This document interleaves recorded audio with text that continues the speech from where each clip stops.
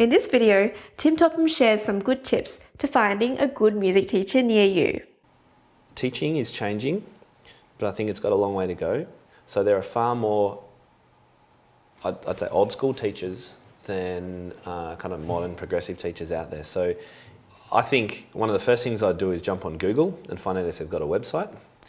Because I believe, as I've blogged about before, every teacher these days should have a web presence of some sort, and they should preferably have some videos and or some writing about what they do and how they teach and things like that. I think that's absolutely vital. So, and I've done this before when I've had to.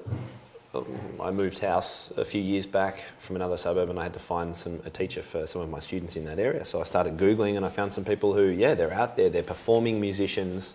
They were talking about, I teach popular styles, and I can also do classical, but I only do that when they're ready for it, and I don't rush them through exams and that sort of thing. So if you can find content online that signals that a teacher is more progressive, then go for it.